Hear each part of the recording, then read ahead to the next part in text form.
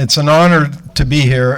The list of people who have given this talk is very impressive, and I'm honored to be, I think, the first working businessman in Brooklyn to give the talk. So thank you so much.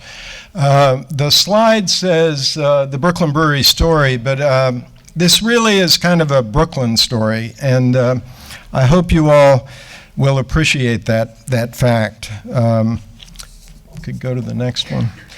So Brooklyn Brewery today, 28 years after we started, we'll sell close to 300,000 barrels of beer, which puts us in the top 10 of all the craft breweries in America. You know, there are 4,072 craft breweries across America now.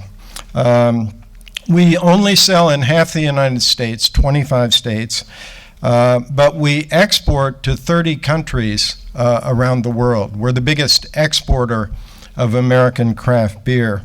And of course, we've won a lot of prizes over the years. Back in 1988, when we first started selling Brooklyn Lager on the streets of Brooklyn, actually before that, when we were putting together the whole idea for the company, a lot of people questioned naming the beer Brooklyn. They said, you know, the image is not so great, crime and, you know, people leaving the borough. You really want to call it Brooklyn? And I did really want to call it Brooklyn. You know, people always ask me, are you from Brooklyn? Were you born in Brooklyn? And the answer is no. I was actually born in Parkersburg, West Virginia. And I lived across the river, a little town called Middleport, 3,300 people on the Ohio River. The first time I came to New York City was 1957. I was 8 years old. I came with my mom and grandma for the Billy Graham Crusades. Now, you youngsters may not know who the Billy Graham is. He's a Christian evangelist. So I wish I had all the money my grandmother gave to Billy Graham. But Mom and Grandma got saved 7 nights in a row at Madison Square Garden at Billy Graham's revival. I fell asleep 7 nights in a row. And I was just completely blown away by New York City. We went to the last Brooklyn Dodger game at Ebbets Field, and that was September '57. And, you know, I kind of went back home thinking, wow, you know, someday I want to be part of that. I want to go back to that city and do something. And, you know, you students here at St. Francis, you know, I know when you grow up in a place, you kind of, you know, want to go do something different, and maybe you're not, maybe you can't wait to get away from where you're from, which is the way I was. But you're in an extraordinary place at an amazing time. You know, it's amazing. Cities are becoming more and more important toward the in the scheme of the whole national scene. You know, back 100 years ago, 2 out of 10 people lived in a city. In 1990, I think it was like 4 out of 10 lived in cities. Today, it's 5 out of 10. Half the people in the world live in urban centers. And the way it's going, in another 30 years or so, it'll be 7 out of 10 people live in cities. So cities are where it's at, and Brooklyn is an amazing one. So I believed in Brooklyn, and I also want to tell particularly you students, you never know, you know, if you're undergraduate now and you're thinking about what you want to do with your life, you don't have to figure it all out today, or even, you know, when you graduate, because you're going to bounce around. Things are going to happen, are going to change your direction. Actually, when I, in high school, I was a pretty good golfer, like a junior golfer. I won a few tournaments. So I went to Cornell, and freshman year, I don't know if you know anything about golf, but I had a 2 handicap, which is that's a good golfer. But my grade point average at the end of the first year was 1.9. That's not a good student. And I had gone to Cornell thinking I wanted to design golf courses. So I started out, because actually one of the most famous golf course architects, Robert Trent Jones, is a Cornell grad. So, that's where I started. I ended up majoring in English, and because I loved reading and writing, so eventually I gravitated toward that. And when I graduated, I tried teaching high school English in Ithaca, New York. And I almost had a nervous breakdown. I think it's the hardest thing I ever did in my life. I couldn't wait to get out of the classroom. So I went to work for newspapers in upstate New York because that enabled me to write. And I moved down to New York City, got a job in White Plains, and then a job in Passaic, New Jersey, all with small newspapers. And I got my big chance in 1976 to work for Associated Press in Newark, New Jersey. And for reasons I usually go into after I've had about 3 beers, I got in my head I wanted to cover a war. And if you work for AP, you can cover wars. So I started studying Arabic and said I wanted to go to Beirut. And I learned there aren't too many people who want to go to Beirut and cover wars. So a year after I volunteered for that, I landed in Beirut as the Middle East Correspondent for AP. That was February '79 when the Shah was overthrown by Ayatollah Khomeini in Iran. Within a few weeks, AP sent me to Iran, and I covered kind of the end of the revolution and, of course, the hostage crisis. For the students here, that's the movie Argo. So I covered that story for a few months before I got thrown out by the Iranian government. I went back in to Iran the next year with the Iraqi army when they invaded Iran. I covered the Iran-Iraq war from the Iraqi side. I lived in Beirut, which was, an ongoing civil war there, and eventually we had the Israeli invasion, the massacres in the Palestinian refugee camps. I covered all those stories. I moved to Cairo. I was sitting behind President Sadat when he was assassinated at the parade. So, at this point, people are usually wondering, is it Brooklyn Brewery this guy's going to talk about or what? But when I was in Cairo, I met American diplomats who had worked in Saudi Arabia, where they have Islamic law, no alcoholic beverages. And these guys were avid homebrewers. They had gotten through their 3 years in Saudi Arabia by making beer at home and consuming it at home. And they continued making beer in Cairo because if you've been to Cairo, the beer in Egypt is not too great. So I got into drinking their homebrewed beer. And then my wife, who was with me not through all of this, but through a lot of it, said she'd have enough of it. And she was going home, taking the children. AP wanted me to go to the Philippines next because President Marcos was in trouble.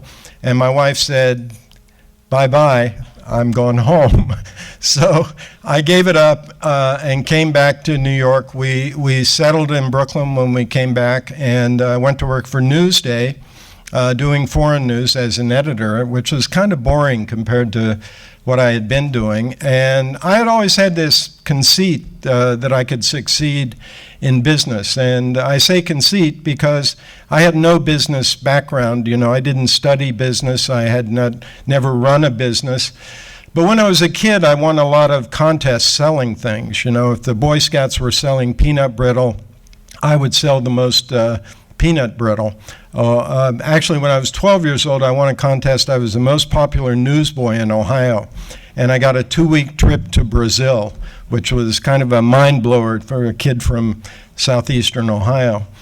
So anyway, that was my only experience. But I got together with my neighbor in Brooklyn, Tom Potter, who was working for a bank, chemical bank, as a lending officer. He had an MBA, and he wanted to start his own business. So I started trying to convince Tom that we should quit our jobs and start a brewery. And he had studied the beer business. He knew the big guys were getting bigger and the regional breweries were being drummed out. So he thought I was a lunatic. And eventually I did a LexisNexis search of the word microbrewery. at Newsday. And I brought back a stack of articles that told the story of these small breweries starting up, mostly out on the West Coast, challenging the big guys, making high-quality beer that would compete with the imported beers at that price point. And I said, we're not going to compete with Bud, Coors, and Miller. We're going to compete with these imports. And we're going to, you can make great beer here in America. You just have to be committed to the right ingredients and the different styles that the big American brewers don't do. So eventually Tom went to the Craft Brewers Conference in Portland, Oregon in 1986. And at that time, there were only about 30 microbreweries. You recall earlier I said there are 4,072 now. There were only 30, and here's Tom Potter, a banker from New York City with a Brooks Brothers suit. All these entrepreneurs wanted to talk to him, thinking he might be a source of financing, not realizing that Tom came back to Brooklyn and chucked his Brooks Brothers suit and came with me to start Brooklyn Brewery.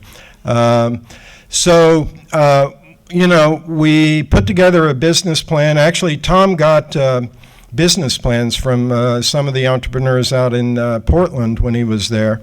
So he came back with some idea of, how this thing might start. And he did the numbers, the projections, and all that sort of thing. And my job was to develop the brand. I wanted to call it Brooklyn Eagle Beer after the Brooklyn Eagle newspaper because of my newspaper background. Walt Whitman was an editor of the Brooklyn Eagle. And so I started talking to designers. First of all, artists. Anyone living in New York knows artists, right? So I talked to a lot of people and said I have this idea of Brooklyn Eagle beer. And people would say to me, "Oh, that's such a great idea. You're a genius. I want to do it for you." And I knew I wasn't a genius, and I didn't know if it was a good idea or not, but I wanted someone to tell me something. I knew I needed help. So I got really into this. I interviewed like 30 different design firms, and doing a corporate identity for a startup is not cheap. I mean, back then, $40,000 was kind of the minimum that even the smallest firm wanted to do that kind of work. And we had budgeted, like $15,000. We didn't know what we were doing.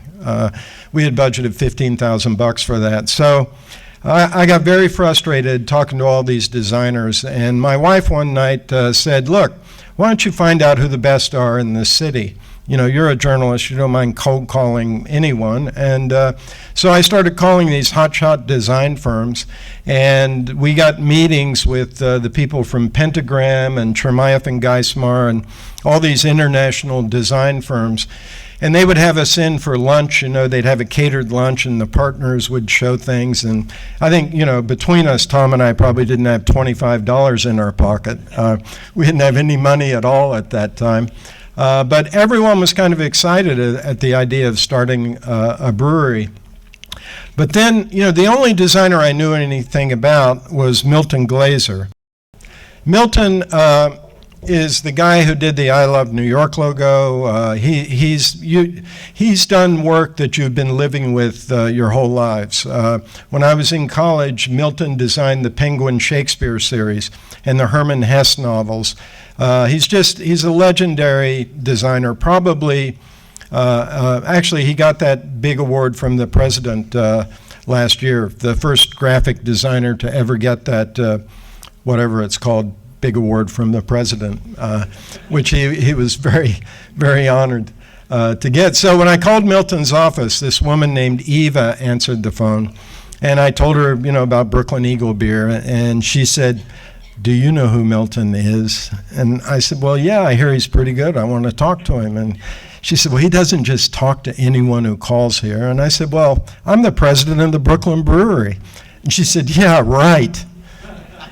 So it kind of brought out the journalist in me. It's like, damn it, I'm going to meet this guy. So I started calling Eva every day from the newspaper. I'd tell her what the news was for the day and, trying to worm my way into to meet Milton. And one day she says, you're not going to give up, are you? And I said, no, I want to talk to Milton Glaser. She said, okay, here he is, and put Milton on. And I kind of blurted out the idea about Brooklyn Eagle beer, and Milton said, wow, that sounds like fun. Come and see me. So we ended up getting proposals from these hotshot design firms. They wanted stock in the company, and then they wanted us to pay them like on an hourly basis for the work they did for us, which is not cheap. So we made that deal with Milton, and he became our designer. I remember the first meeting we had to talk about the Brooklyn Eagle beer. I told Milton, we want the Dodgers, we want the Brooklyn Bridge. We want all these iconic images in this logo. And Milton said, hey, save something for me to do, And eventually Milton said, look, first of all, we got Brooklyn here. Forget the bird. We don't need an eagle. I said, really? And he said, yeah. I said, Brooklyn, it fits with beer. It rhymes, it fits. And okay.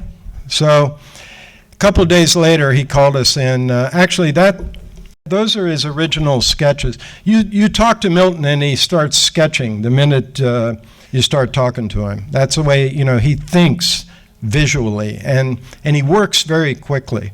So he had us in a couple of days after that meeting, and he unveiled this logo.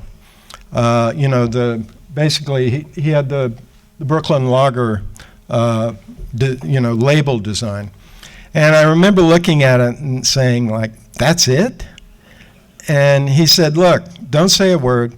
Take it home, put it on your kitchen table, show it to your wife. Don't show it to a lot of people. Live with it a little. And I did, and, eventually it kind of sunk in oh, yeah, it kind of evokes the Dodgers, but it's not just a kind of smarmy, nostalgia thing.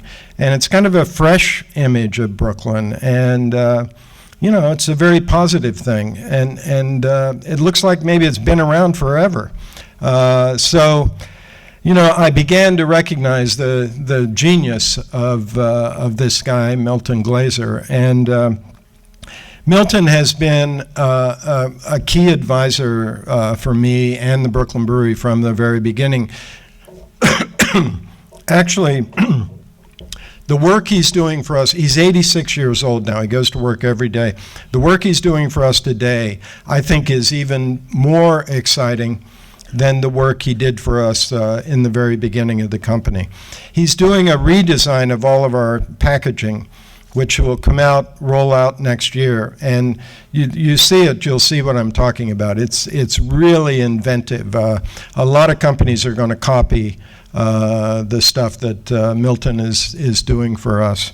So that was a key decision early on in developing our company. Was meeting Milton. Another key decision, I don't really have a slide for this, but another key decision that really I think could only have happened in New York, maybe only happened in Brooklyn, is originally we thought we would build a small brewery, a microbrewery in Brooklyn. But we had an entrepreneur on our block, a woman named Sophia Collier. And Sophia had started a company called Soho Natural Soda. Some of you may remember Soho. She was selling her company to Seagram's for $25 million when we were starting out. So we were pretty impressed by Sophia. Actually, Anheuser-Busch, the big brewer, copied her product. They made a product called Zelter Seltzer. And her label had a very distinguished kind of checkerboard design to it. So they ripped off her design this is what those big companies do. They ripped off her design. She sued Anheuser-Busch and got a whopping settlement from them. She won. So anyway, we were really impressed by Sophia. And I stopped her on the street one day and asked her if she'd talk to us. At that time, we had a test brew. We had our label. We were all ready to go. And she said, oh, this is great beer. It's really different than mainstream beer, markedly different, and the design is really cool. She said, but this is not going to work unless you distribute your own beer. And we're like, distribute beer in New York City?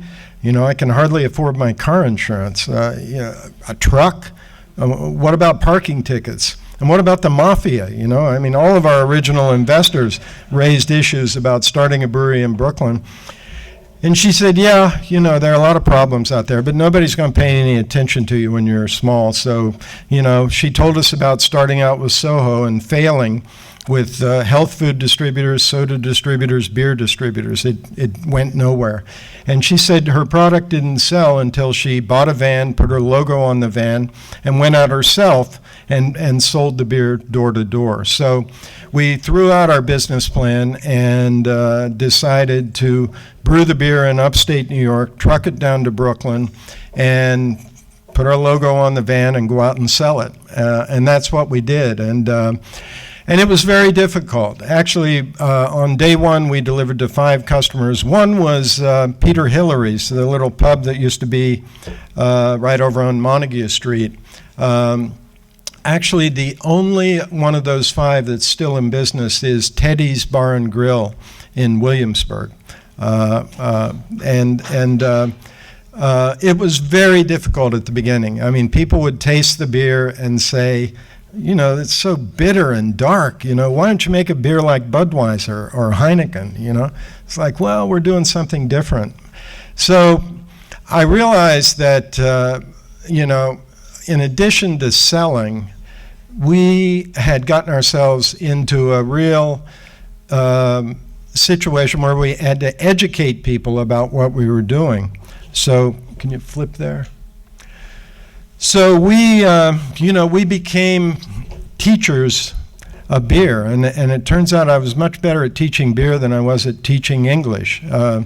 So we did tastings, we did beer dinners, we wrote books. I wrote a book, Beer School, all about starting Brooklyn Brewery. Tom and I wrote that. Mayor Bloomberg wrote a foreword to the book and actually gave us a lot of credit for the Renaissance in Brooklyn. And then my most recent book, The Craft Beer Revolution, tells the history of the whole thing all across the country, because I've kind of been involved from the beginning. I know all the pioneers. And our great brewmaster, Garrett Oliver, it's not a great picture of him from the behind there, but Garrett, a native New Yorker from Queens, became our brewmaster in the mid-'90s, and he's written a couple of amazing books. The Brewmaster's Table is all about beer and food, and he is editor-in-chief of the Oxford Companion to Beer, which is the first ever encyclopedia of beer for lay people, published by Oxford University Press. So, we've been on a mission for almost 30 years now, educating people about beer and about the rainbow of beer styles that the big brewers have ignored, and they're the bread and butter of craft brewers. Is making all the amazing dark beers you can make, dark ales and dark lagers, or light ales and light lagers, and all the great history of beer has been our stock and trade all these years. Also, in the beginning, I realized that we didn't have any money for marketing, but we watched other beer companies, mostly imports, come to New York and spend millions of dollars over a period of 9 or 10 months trying to get established. So, buying ads on night TV and during the baseball games, football games, millions of dollars. And it just got them nowhere. A lot of them pulled out after a year in New York because they got no presence here. So I realized, no way we can use mainstream media for this. But I thought if we donated beer to arts organizations and not-for-profits and educational institutions. And we would get our beer into people's hands. They would try our beer, and hopefully we'd build some goodwill in the community.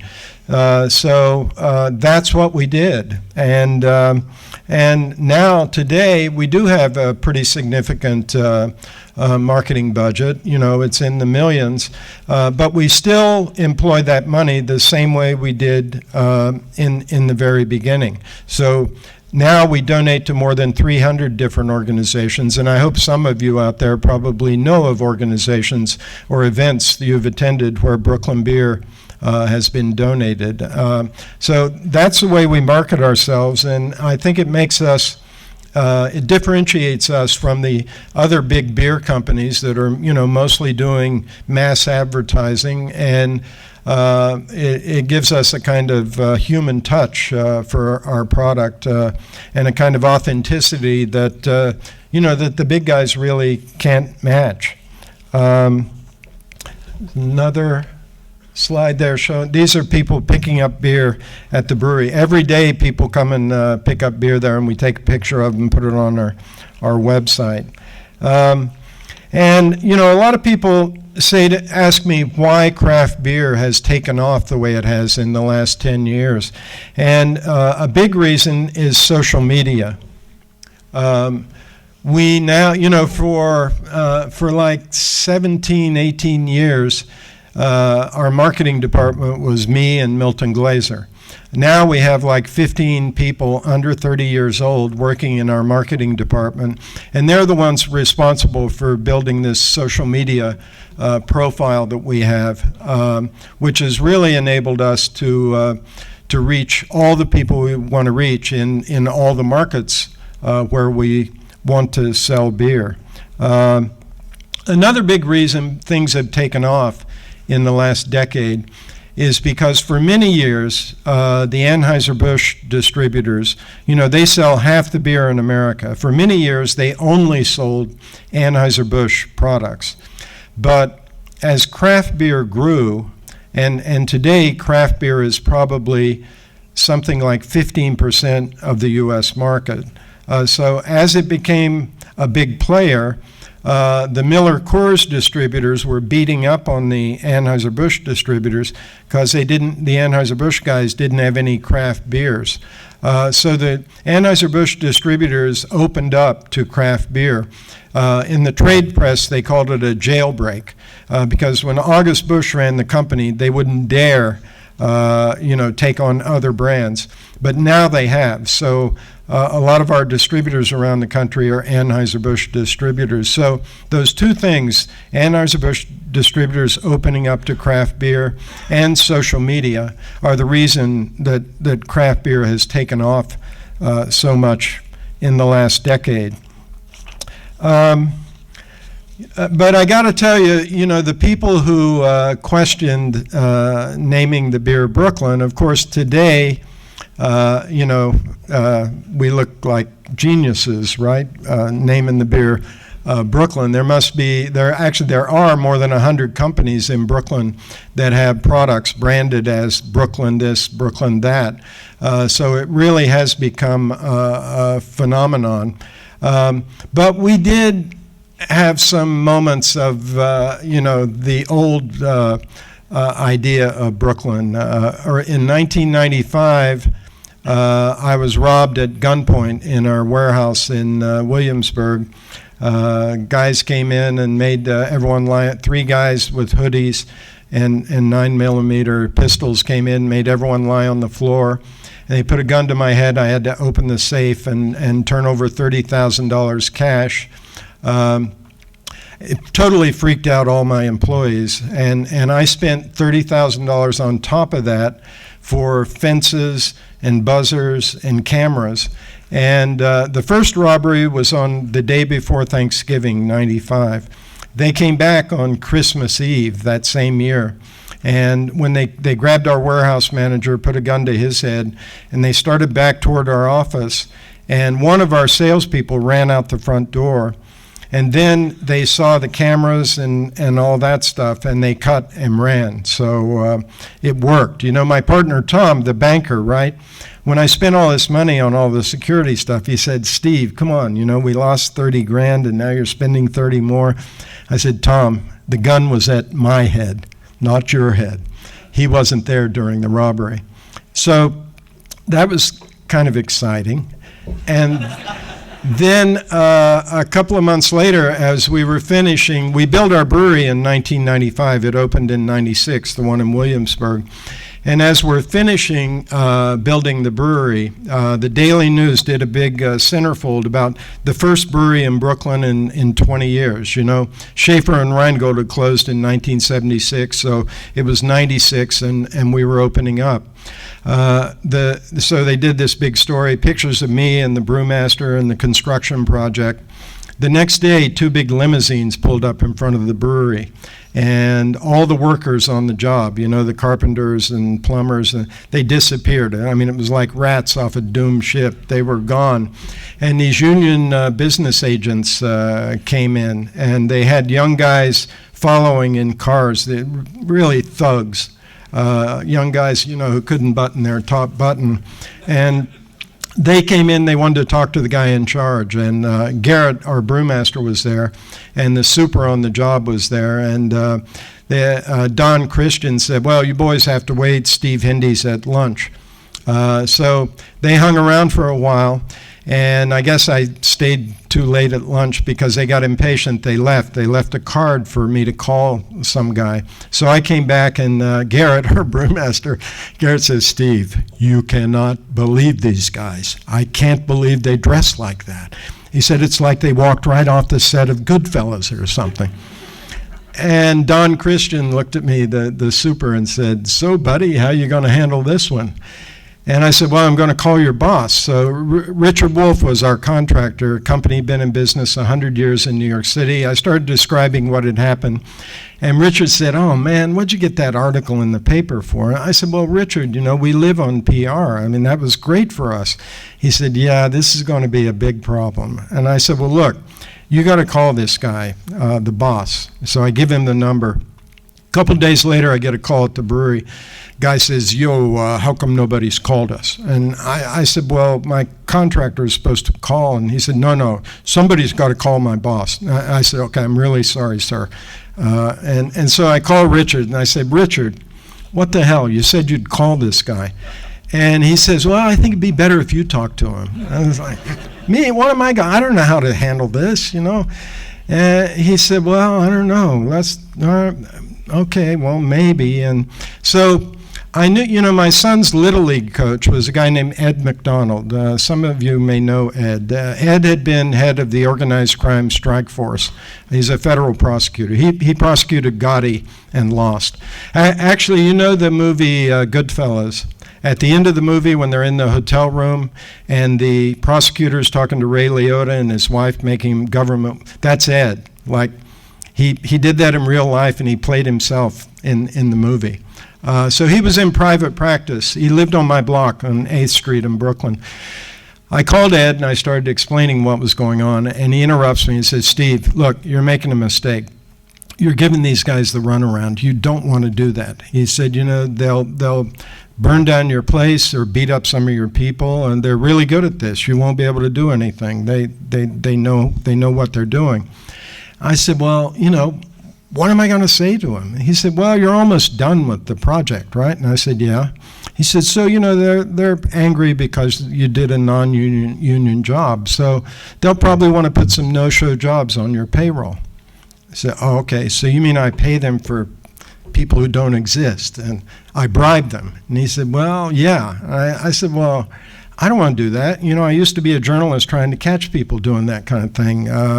He said, well, you don't have much choice. And I said, well, okay, what if I call this guy Goldstock, who's got your old job, the, you know, federal organized crime guy? And he said, well, you got to think hard about that because, you know, they'll probably want you to wear a wire or, you know, maybe if they're really bad guys, you could be looking at the witness protection program for you and Ellen and the kids.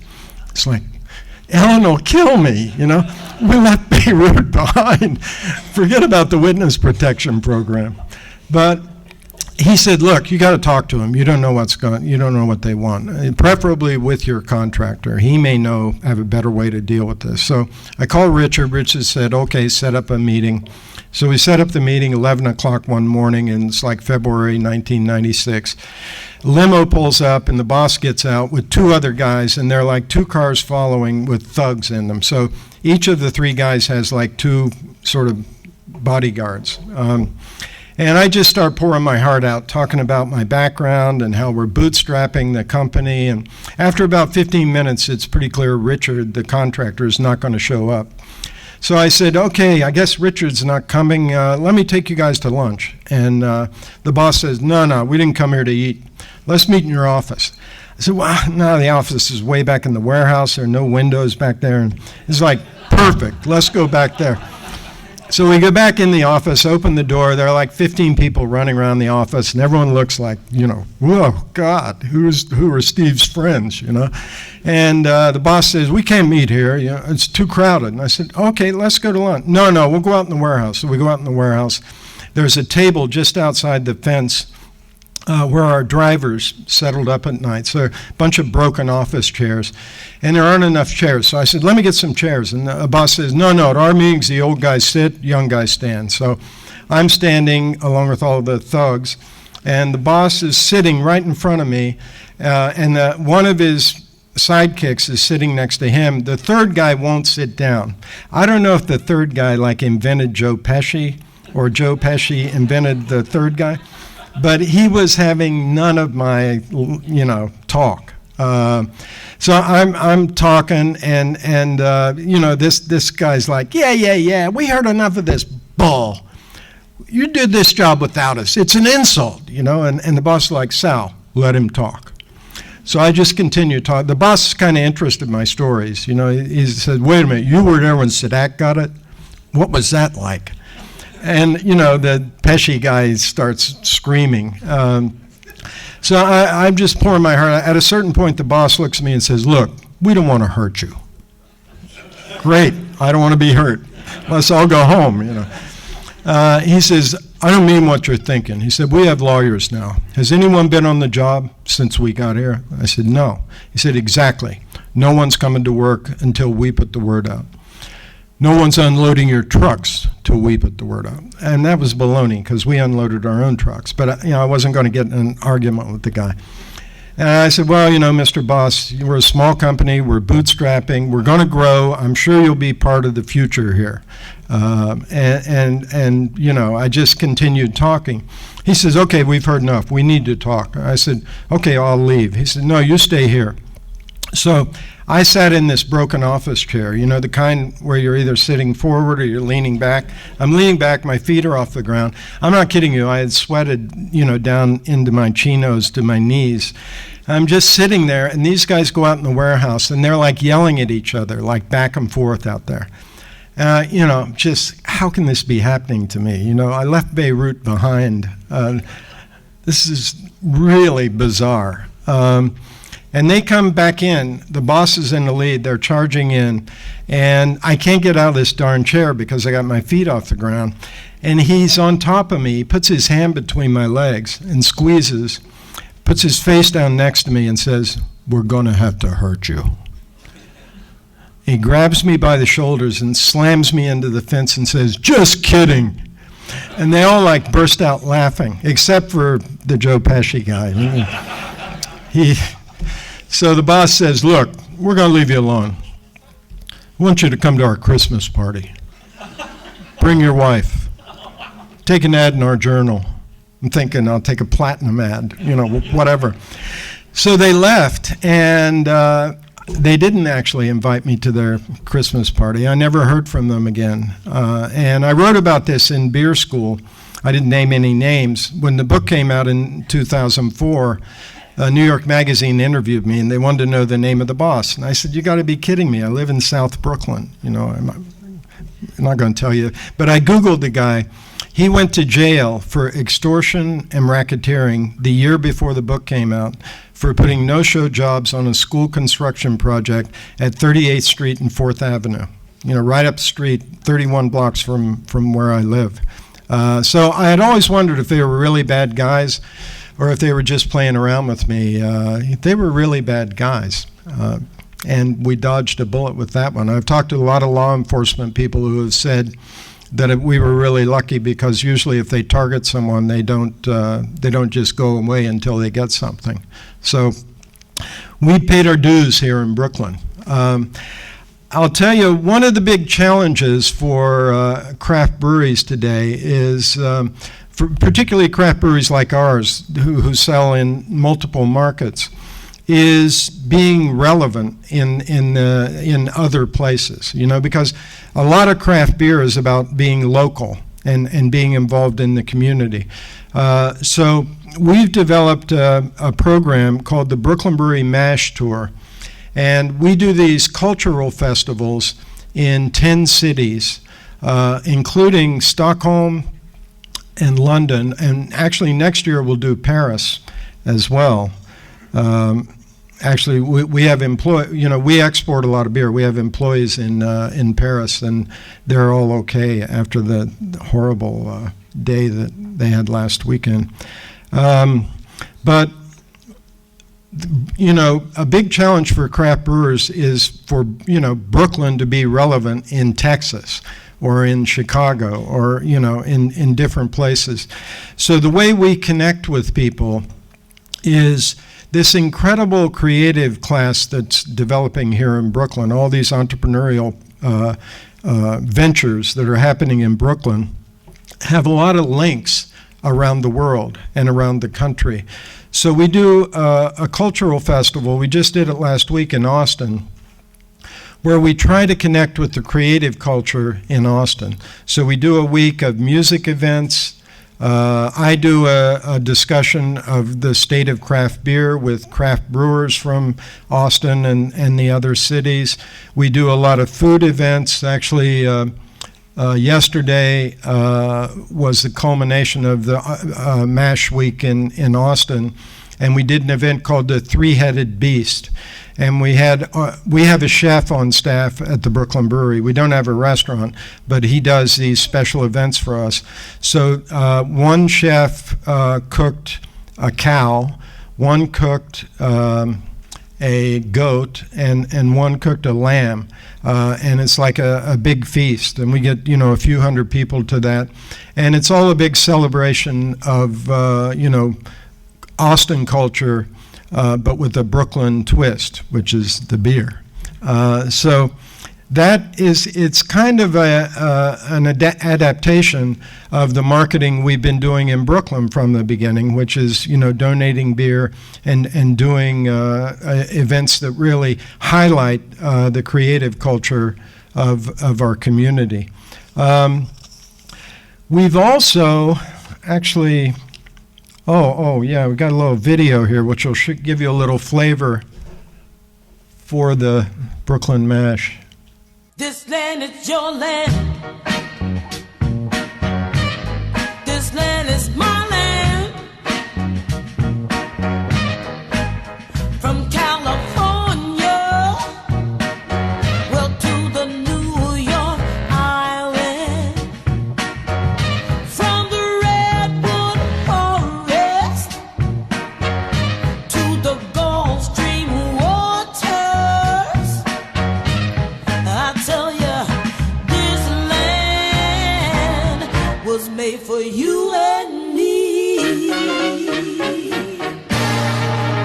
As I went walking down that ribbon of a highway,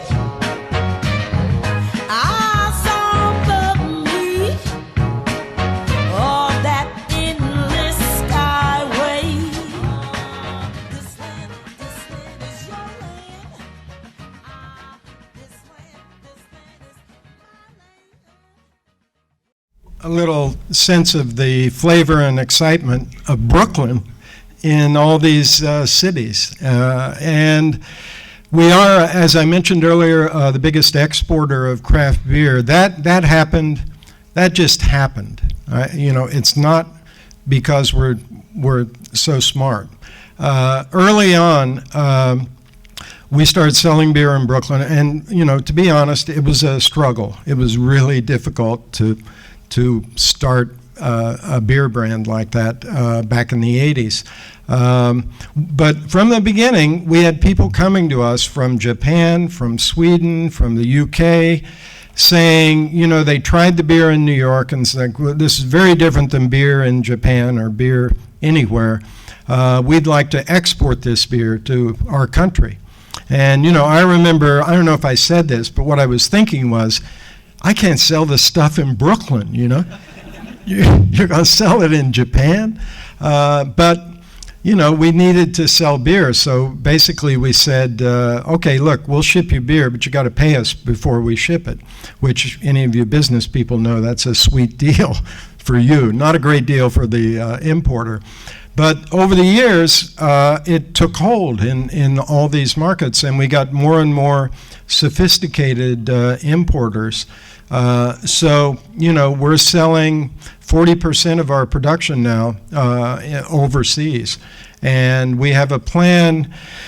We still do production in upstate New York. We do about a third of it in Williamsburg.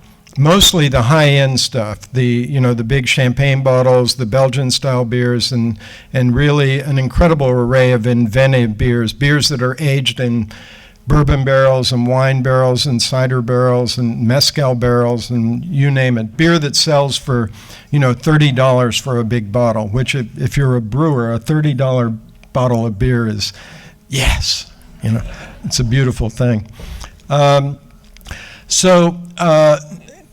Export has become a big part of our business. We have a plan now to build a very large brewery in Staten Island, just south of the Goethals Bridge, on 30 acres of land. It'll be a 1 million barrel brewery that can go to 2 million barrels, which is actually bigger than Schaefer and Rheingold used to be back in the day. And it'll be the biggest industrial project in New York City in 30 years. The last big industrial project was Mademoiselle Knitwear in Bushwick, which was actually built on the site of the old Rheingold Brewery. They made clothing for the Liz Claiborne label. And they had 780 employees. They were out of business within 10 years. All the jobs went to China. But that won't happen with Brooklyn Brewery, and we're very excited about the prospects for that brewery.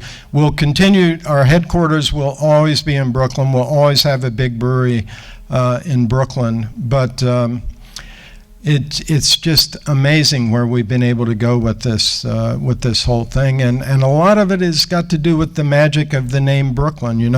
All of our importers. All of our competitors like Sam Adams and Sierra Nevada, they export beer, but Brooklyn sells more than any of them. That's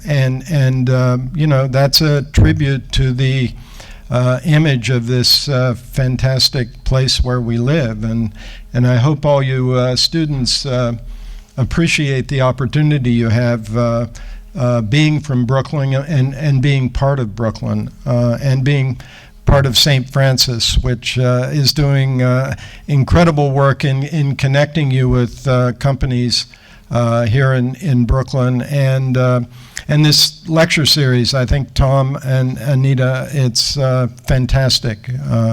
Thank you for this, and thank you for the opportunity of speaking.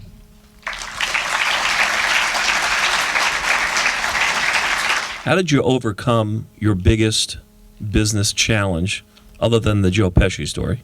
Right. And second question is, what's a reasonable exit strategy for an owner of a craft beer business? Thank you. Yes. This is a question that Brendan brought up earlier this morning. I thought that Tom Potter, my partner, would be the guy raising all the money when we started the companies. When we went, we raised $500,000 to get started. And Tom, being a banker with an MBA, his dad was vice president for R&D for General Motors. He was undersecretary of the Navy under Nixon and Ford. So I thought Tom and his dad would be bringing in all the money. But actually, it was me. I think the passion that I had for the business was part of what drove that. Our first, we had about 35 investors to raise that $500,000. The biggest of the 35 put in $50,000, and his name was Jay Hall, and he's from that little rinky-dink town I'm from in Ohio. And Jay was an entrepreneur who started out driving a coal truck, delivering coal from the mines to the power plants on the river. And he bought his truck, then he bought another truck, and eventually he owned all the trucks. And then he bought a mine, then another mine. And then he sold the whole thing to the power company. So I don't know how much money Jay had, but he probably invested between up to $3 million in Brooklyn Brewery in our first 10 years. He was our man. There was a moment where we were up the creek. I mean, we were broke. We were worse than broke. We owed a lot of money. And we had a meeting with Jay and his lawyer in Columbus, Ohio, in a hotel. And the lawyer, who was a family friend of mine, did all the talking. Jay, the money guy, was a man of few words. So Bernard goes on and on about the pros and cons and how we're growing, but we're not profitable, blah, blah, blah. And he turns to Jay and says, "Jay, did you want to say anything?" And Jay says, "Hell, Bernard, only reason I invest in this thing in the first place because Steve's from Middleport. Let's do it." And he wrote me a check for $1 million. So I never imagined someone would write me a check for $1 million. But I became very good at that, and eventually we raised a lot of money over the years.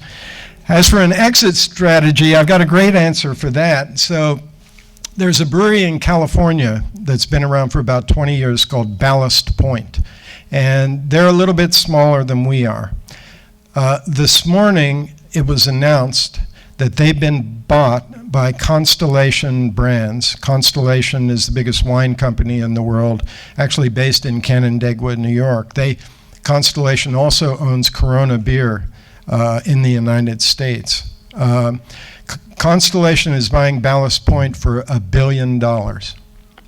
So we have some choices. But honestly, I'm hoping Brooklyn Brewery stays independent. I don't want to sell to one of the big guys. I've been able to take out enough money to keep me happy. I'm not, I don't need to be a billionaire. But it's certainly, we've come a long way in 30 years. Yeah. Right. Do you now do any of mainline advertising, newspapers, magazines, radio, TV, anything? Is it all promotion? The only thing we do is we do a few radio ads with ESPN, and we did that. We distributed our own beer until 2004. Then we sold the distribution rights to the big distributors in New York. When we started, they had no interest in us, but by 2004, they realized this is really happening. So we sold the distribution rights. When we did, we felt that we had to do some traditional advertising to be credible with this big distributor. So we still do a kind of minor spend with ESPN. But even part of that is a promotion thing. We do this lunch with a legend thing where different sports figures come to lunch, and we bring our customers, and they get to hang out with Dwight Gooden or whatever. So 95% of what we do is non-traditional media, and it's incredibly effective now. I mean, the people are starting breweries in the middle of nowhere, and everyone they want to reach knows about them. Craft beer drinkers are so passionate about the business too that they follow this stuff, and they're always seeking out new breweries. So it's really quite amazing what's happened all across America. And I now the big guys are buying craft breweries because we're the only part of the beer business that's growing. Actually, in the beginning I told you 2% of the U.S. market was imports. Well, in the last 30 years, imports have grown to be about 14%, and craft beer is even bigger than that. So we actually really have pushed back Bud, Coors, and Miller. The big two now are less than 70% of the U.S. market, and it's going in that direction. Since the mergers in 2008, they've lost like 22 million barrels of production, which is 10% of the U.S. market. Could you speak to or speak about Brooklyn Brewery as part of this rise of Brooklyn as very hip and a great place to be, and it's changed from this blue collar image that it had years ago? Yeah, people often ask me about gentrification and Brooklyn becoming Manhattan. I think that's ridiculous. Brooklyn is still Brooklyn. I mean, let's face it, 2/3 of the people in Brooklyn, guaranteed, their goal is to get out of Brooklyn. The same way it's always been. I mean, that's Brooklyn. The change is now you've got educated young people from everywhere wanting to be here because of the exciting creative culture that's happening here. So, we were just lucky to be here at the beginning of the whole thing and to choose this name for our company. When we moved into Williamsburg, we did so because the rents were like under $3 a foot. It wasn't because we thought we're at the end of the rainbow here, but it actually became the end of the rainbow, which is quite amazing. But I feel very humbled by what's happening, and I think a lot of it is baloney too. A lot of the exploitation of the name Brooklyn is not going to last. It's going to fall apart. But Brooklyn Brewery will endure. I mean, we're here. And we're part of this, and we're connected with it. And Brooklyn, tea or Brooklyn wine or Brooklyn whatever may or may not last. But Brooklyn Brewery is committed to Brooklyn. You may have spoken about this, but I wonder, do you have tours of the brewery? Yeah, we have tours on the weekends, open to the public. We get 3,000 to 4,000 people. When we opened our doors in 1996, you could hit golf balls in our tasting room. I mean, there were like 5 people there, and most of them were family members. Now it's like out of control. We have tours during the week at 5 o'clock that you have to make a reservation in advance. It's limited to 40 people. And those are usually booked up, like Peter Luger's, like 5 weeks ahead of time. That's very gratifying to see the interest in the brewery, and it's about half foreign tourists now, which is mind blower. Early in your discussion, when you were talking about your distribution problems, were you implying that the big brewers were not in favor of open trade and free enterprise in this country?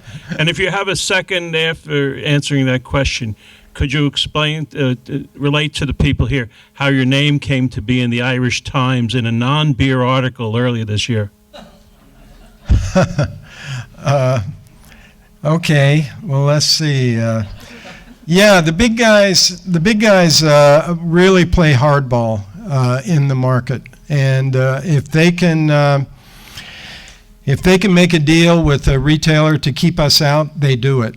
And it's going to get worse, I think, because as you probably have read in the paper, Anheuser-Busch is now buying SAB, South African breweries, and they'll be the biggest beer company in the history of the world. They'll sell 1/3 of the beer on the globe.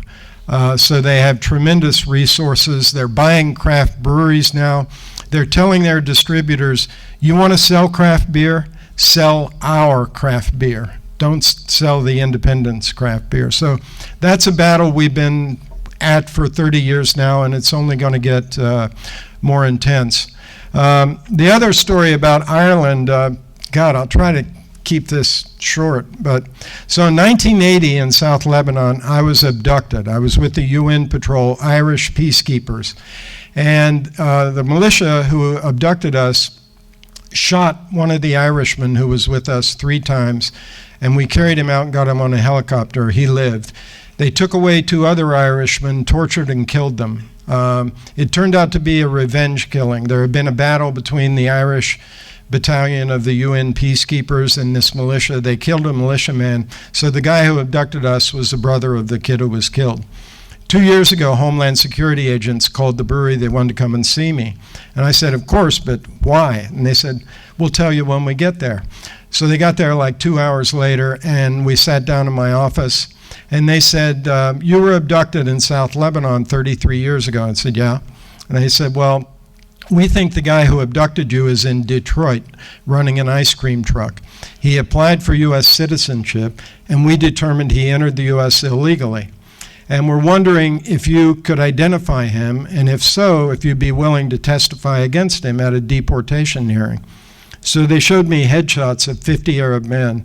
I picked him out, and they said, will you testify? And I said, yes. So I gave a deposition. He was arrested about a year ago, and on January 30th this year, he was deported to Lebanon. Well, actually, he was deported. He was ordered deported. He was deported in like June, and he arrived in Beirut, and he was arrested when he got to Beirut. The Irish government, which still has peacekeepers in Lebanon, insisting that this guy be prosecuted. So he's on trial now for double murder and attempted murder, and the trial resumes in 9 days on November 25th. And I gave a deposition, sworn deposition for the trial. I got a subpoena to go to Beirut and testify, but the embassy in Beirut said they would not advise me to come to Beirut and testify against the guy. And I talked to journalist friends in Beirut who said, do not come here. Because the guy is from a big clan in South Lebanon, and there could be another revenge thing if I showed up there. But the Irishman who was shot 3 times, who was shot point blank by this guy, he's going to go testify, and I'm hoping that this guy's going to be brought to justice. Isn't that bizarre? Hi, Steve. What advice do you have for someone looking to start a business? Read my book, Beer School. Okay. Seriously, it's the book is a very honest account of how to start a business and things we did right and things we screwed up, which were many. Do you have any political ambitions? My wife has stuck with me through thick and thin. But I think if I announced any political aspiration, it would be the end. So no.